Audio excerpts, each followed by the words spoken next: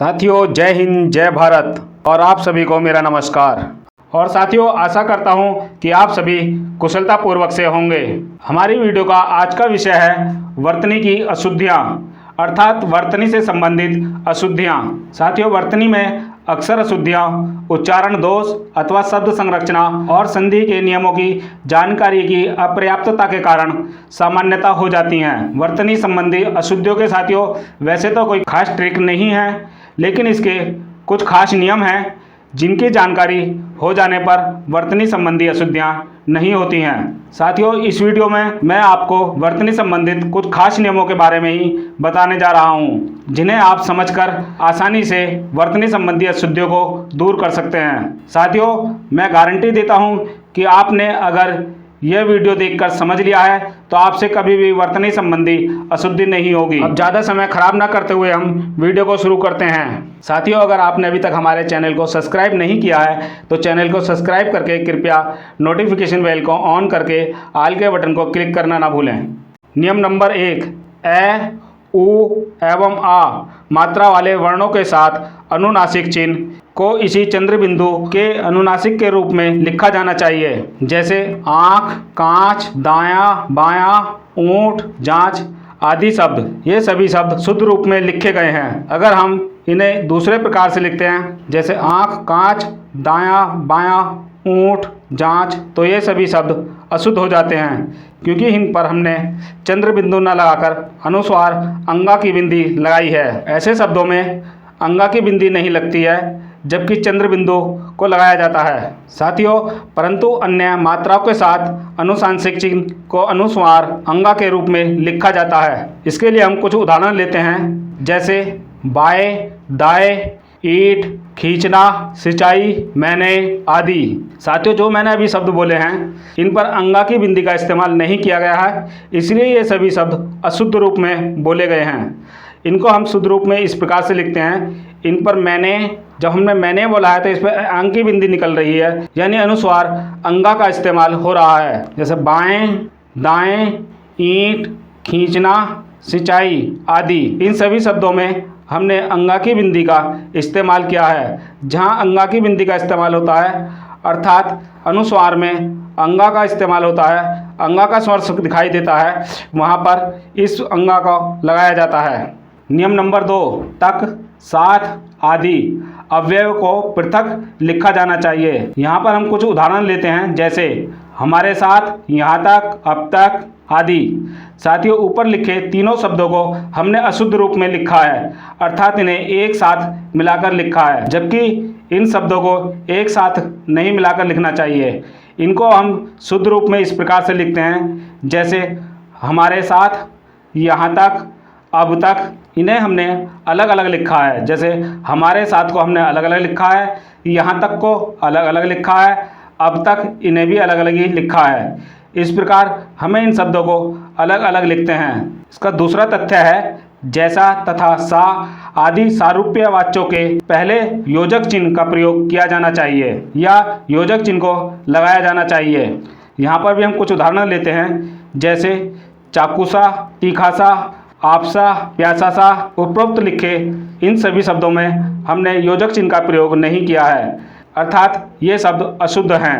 अब हम इनमें योजक चिन्ह का प्रयोग करके लिखते हैं तो ये हमारे शब्द शुद्ध रूप में लिखे जाएंगे, जैसे चाकूसा, तीखासा, आपासा, प्यासासा आदि। इनके बीच में हमने योजक चिन्ह का इस्तेमाल किया है, अर्थात कहने का अभिप्राय है जैसा तथा सा आदि रूपी वाच्यकों के पहले योजक चिन्ह का प्रयोग किया जाता है। साथियों, आप हमारी समास की ट्रिक संबंधी वीडियो को भी ऊपर आ रहे आइकन बटन से क्लिक करके देख सकते हैं। नियम नंबर 3, जहाँ सम उपसर्ग के बाद य, रे, ले, व, से, है आदि ध्वनि हो तो मैं को हमेशा अनुस्वार अंगा के रूप में लिखते हैं। जैसे हम कुछ शब्द लेते हैं जिन्हें हम पहले अशुद्ध रूप में लिखते हैं, संयम, संरचना, संलग्न, संवाद, ससर्ग, सहार। इन सभी शब्दों पर हमने अंगा का इस्तेमाल नहीं किया है।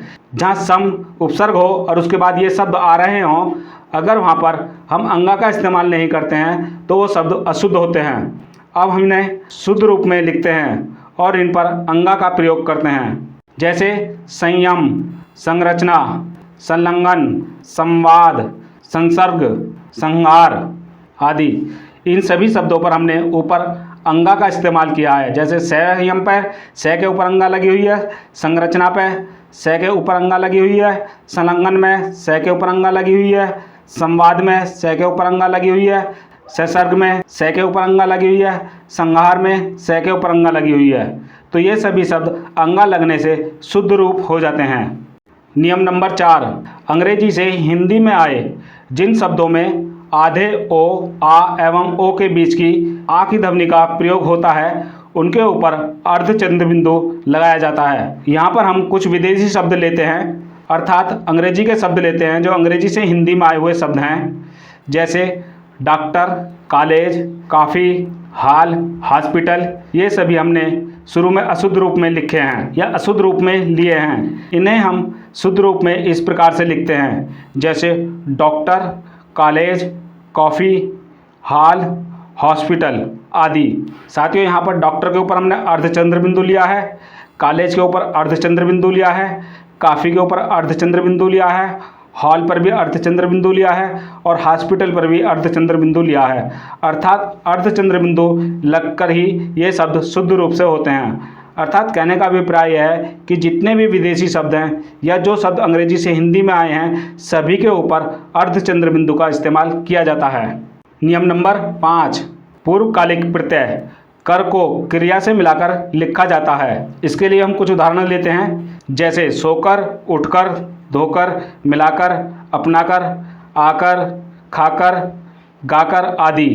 इन शब्दों हमने सो और कर को एक साथ मिला दिया है, उठ और कर को एक साथ मिला दिया है, धो और कर को एक साथ मिला दिया है, मिला और कर को भी एक साथ मिलाया है। इसी प्रकार हमने सभी शब्दों में कर शब्द को इनसे मिलाकर लिखा है, अर्थात क्रिया से मिलाकर लिखा है। कर यहाँ पर प्रत्यय है जिसे हमने क्रिया से मिलाकर लिखा है। साथियों, ध्यान रहे, जब भी हम किसी क्रिया के पीछे कर शब्द का इस्तेमाल कर रहे होते हैं तो उन्हें क्रिया और कर प्रत्यय को मिलाकर लिखते हैं, तभी हमारा वाक्य शुद्ध बनता है। साथियों, आप हमारी विलोम शब्दों की ट्रिक संबंधी वीडियो को देखने के लिए भी ऊपर आ रहे आइकन बटन को क्लिक करके देख सकते हैं। नियम नंबर 6, विसर्ग के पश्चात सलजम वाला स, पेट चिरा स या छोटा स आए तो विसर्ग को यथावत लिखा जाता है या उसके स्थान पर अगला वर्ण अपना रूप ग्रहण कर लेता है। इसके लिए भी हम कुछ उदाहरण लेते हैं, जैसे निहि जमा संदेह, तो हमारा इसका पूर्ण वाक्य बनता है निहि संदेह। या हम इसे, जैसे अभी हमने बताया कि विसर्ग को यथावत लिख लिया जाता है या उसके स्थान पर अपना अगला वर्ण रूप ले लेता है, तो यहाँ पर हम इसे लिखते हैं निसंदेह। अगला है हमारा दुह जमा शासन, दुशासन, या हम इसे इस तरीके से लिखते हैं दुशासन। यहाँ पर हमने जो इसका श शब्द है इसने अपना रूप आगे ले लिया है, अर्थात आधा श आगे जुड़कर दुशासन बन जाता है। साथियों, ये सभी चीज़ें संधि में आती हैं। जिन साथियों को संधि का ज्ञान है वे इन्हें बड़ी सुगमतापूर्वक कर सकते हैं। नियम नंबर 7, द्वंद्व समास में पदों के बीच योजक चिन्ह या जिसे हम हाइफन कहते हैं लगाया जाना चाहिए। जैसे हम शब्द लेते हैं, पहले हम अशुद्ध रूप में शब्द ले रहे हैं, माता पिता, भाई बहन, वर वधू, दिन रात, राधा कृष्ण, पिता पुत्र। साथियों, इनके बीच में हमने कोई चिन्ह नहीं लगाया है और इन्हें एक साथ मिलाकर लिखा है, तो ये सभी शब्द अशुद्ध रूप में आते हैं। अब हम इन्हीं सभी शब्दों को अशुद्ध रूप से शुद्ध रूप में लिखते हैं। जब इन्हें शुद्ध रूप में लिखते हैं तो इनके बीच में योजक चिन्ह लगाना आवश्यक हो जाता है। जैसे माता पिता, इन दिनों के बीच में योजक चिन्ह लगा दिया जाए तो ये शब्द शुद्ध हो जाएगा। उसी प्रकार भाई बहन के बीच में योजक चिन्ह लगाया जाएगा, उसी प्रकार वर वधू के बीच में योजक चिन्ह लगाएगा, इसी तरह दिन रात के बीच में योजक चिन्ह का प्रयोग किया जाएगा, इसी प्रकार राधा कृष्ण के बीच में योजक चिन्ह का प्रयोग किया जाएगा, इसी प्रकार पिता पुत्र के बीच में भी योजक चिन्ह का प्रयोग होगा। नियम नंबर 8, जहाँ सलजम वाला स एवं छोटा स एक साथ प्रयुक्त होते हैं वहाँ पर सलजम वाला स पहले आएगा तथा छोटा वाला स उसके बाद लिखा जाता है। इसके कुछ उदाहरण हम लेते हैं, जैसे शासन, प्रशंसा, निरशंस, शासक। साथियों यहाँ पर हमने सलजम वाला से पहले लिखा हुआ है, शासन में भी पहले लिखा हुआ, उसके बाद छोटा से लिखा गया है। इसी प्रकार प्रशंसा में भी सलजम वाला से पहले लिखा गया है और छोटा से बाद में लिखा गया है। इसी तरह निरशंस में भी सलजम वाला से पहले लिखा गया है और छोटा से बाद में लिखा गया है। इसी प्रकार शासक में सलजम वाला से पहले और छोटा से बाद में लिखा गया है। तो साथियों ध्यान रहे, जहाँ भी सलजम वाला से और छोटा से दोनों एक साथ आएँ तो वहाँ पर हमें सबसे पहले सलजम वाले से को लिखना है, तभी हमारा शब्द शुद्ध रूप में लिखा जाएगा। अगला फैक्ट लेते हैं। इसी प्रकार सलजम वाला से एवं पेट चिरा से एक साथ आने पर पहले सलजम वाला से लिखा जाता है, फिर पेट चिरा से लिखा जाता है। जैसे कुछ शब्द लेते हैं हम, शोषण, शीर्षक, विशेष, शेष, वेशभूषा, विशेषण। इनमें साथियों हमने सबसे पहले सलजम वाले से को ही लिखा है, उसके बाद हमने पेट चिरा से लिखा है। जैसे शोषण, शोषण में सलजम वाला से पहले है और पेट चिरा से बाद में है। इसी प्रकार शीर्षक में सलजम वाला से पहले है और पेट चिरा से बाद में है। इसी तरह विशेष में सलजम वाला से पहले है, उसके बाद पेट चिरा से है। तो साथियों अब आप समझ ही गए होंगे कि यहाँ पर भी हमें सलजम वाला से पहले लिखना है और पेट चिरा से वाला बाद में लिखना है, तभी हमारा वाक्य शुद्ध रूप में लिखा जाएगा। नियम नंबर 9, अक्सर र के प्रयोग में अशुद्धि का होना शब्दों में देखा जाता है।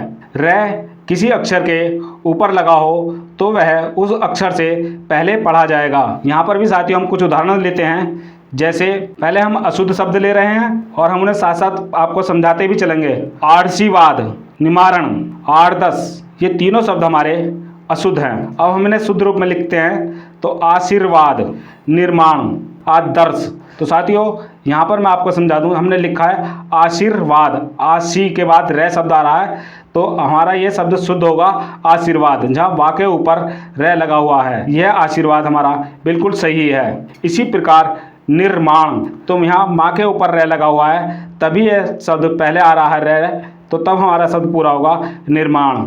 इसी प्रकार आदर्श शब्द को लेते हैं तो आदर्श में भी हमारा आ द के बाद रे आ रहा है तो इसके बाद ही बोला जाएगा आदर्श। तो द के बाद रे शब्द निकल रहा है तो हमारा सही शब्द होगा आदर्श।